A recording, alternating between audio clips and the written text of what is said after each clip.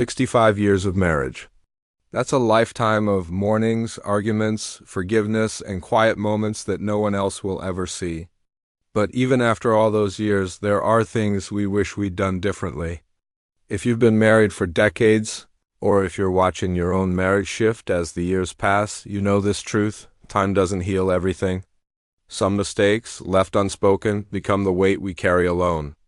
I want to talk to you today, not as someone who has all the answers, but as someone who understands what it means to look back and wonder if you could have loved better.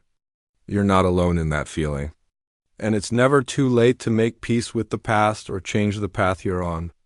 Let me share with you 7 mistakes that many men make in long marriages.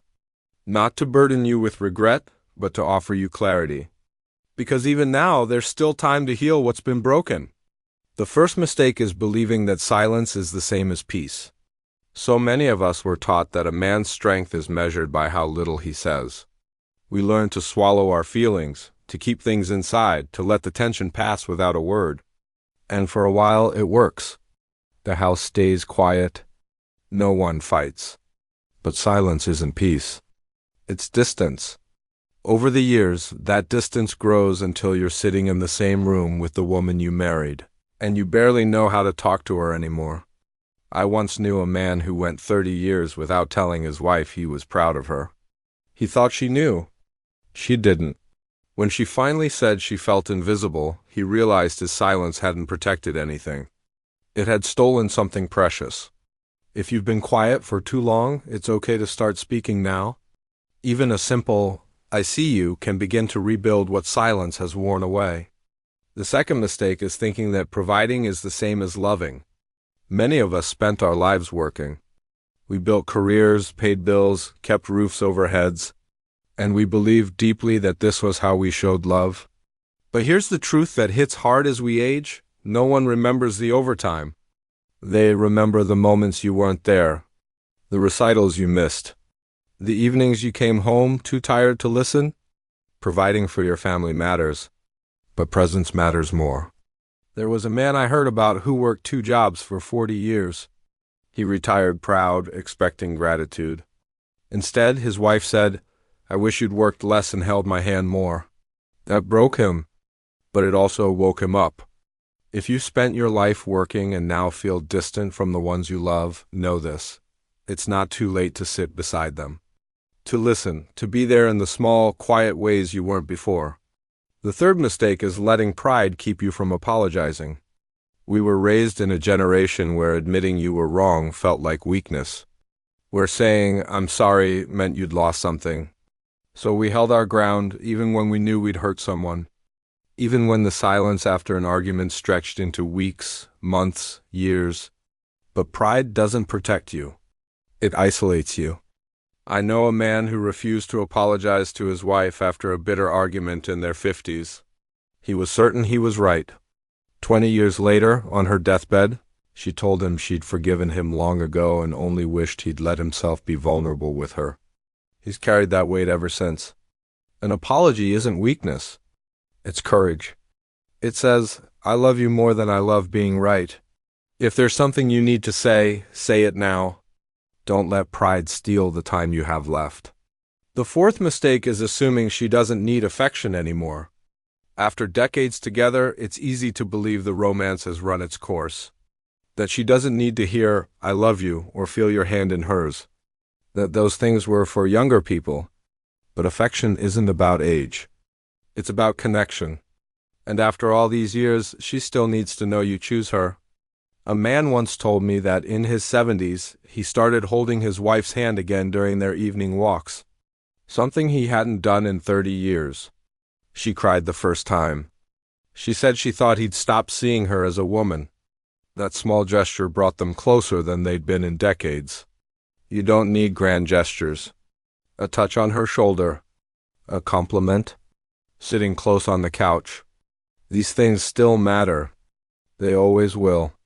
The fifth mistake is holding on to old resentments. Marriage is long, and over the years, we collect wounds. Things said in anger, choices that hurt us, times we felt betrayed or dismissed. And if we're not careful, we carry all of it forward. We build walls inside ourselves, brick by brick, until we're living with someone we no longer truly see. Forgiveness isn't about pretending the hurt didn't happen. It's about deciding you won't let it poison the time you have left. I heard about a couple in their 80s who finally went to counseling after 60 years of marriage. The counselor asked them each to name their biggest grievance. They did. And then she asked, "Do you want to be right or do you want to be close?" They chose closeness. And in their final years together, they found something they thought they'd lost forever. If you're carrying resentment, ask yourself, is this worth the distance it's creating? You don't have forever. Choose peace while you can. The sixth mistake is not asking for help when you need it. As men, we were taught to be self-sufficient, to handle things on our own, to never burden anyone with our struggles. But that strength can become a prison, especially as we age and things get harder and we need support but don't know how to ask for it. I knew a man who had a stroke in his late 60s. He tried to recover alone, refusing help from his wife, his children, anyone. He thought he was protecting his dignity. Instead, he pushed everyone away. By the time he realized he needed them, the damage was done. Asking for help isn't failure. It's trust. It's letting the people who love you be part of your life. If you're struggling, whether it's with your health, your emotions, or just the weight of growing older, let someone in. Your wife, your children, a friend. You don't have to carry everything alone. The seventh mistake is believing it's too late to change. Maybe you're reading this and thinking about all the years behind you, all the mistakes you've made, all the things you wish you'd done differently. And maybe you believe the story is already written. But here's what I want you to hear. You are still here. Your heart is still beating. And as long as that's true, change is possible. I once met a man who, at 78, decided to learn how to say "I love you" out loud. Something he'd never done in 55 years of marriage. His wife thought he was joking at first, but he kept saying it. Every morning, every night. And slowly, their marriage transformed. Not because the past changed, but because he did. It's never too late to become the man you wish you'd been. To speak the words you've held back. To reach across the distance and try again. If you're listening to this and you're feeling the weight of regret, or the fear that you failed in some way, I want you to know something. You are not a failure. You are a man who has lived a long, complicated life. You've made mistakes because you're human. You've stayed silent because you thought it was what you were supposed to do. You've worked hard because you believed that was love. And none of that makes you less worthy of forgiveness, of connection, of peace. You still matter. Your presence still has value. The people in your life still need you, not as a perfect man, but as the man you are, trying your best with what you know. And it's okay to admit you're still learning. It's okay to stumble. It's okay to start fresh, even now. So here's what you can do. Start small. Today, tell someone you love them. Out loud, even if it feels awkward. Especially if it feels awkward. Second, ask one question. Not to fix anything, just to listen. How are you feeling? What's been on your mind? Let them talk. Just be there. Third, let go of one old hurt. Not because it wasn't real, but because carrying it is too heavy now. You don't need permission to forgive. Just decide you're ready. Fourth, touch someone you love. Hold a hand. Put your arm around a shoulder.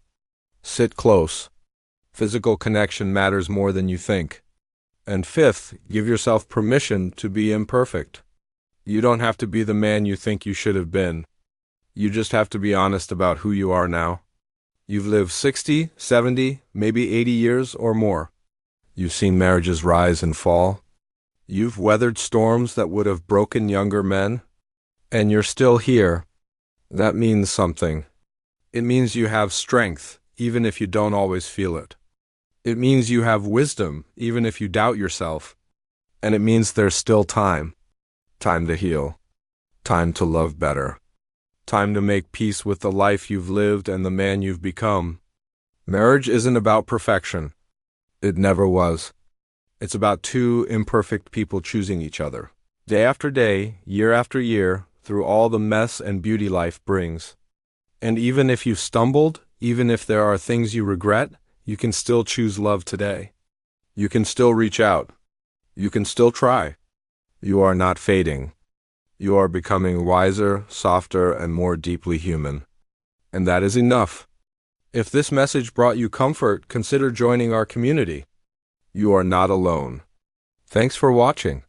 Subscribe to Graceful Aging for more gentle wisdom and new videos that support your journey.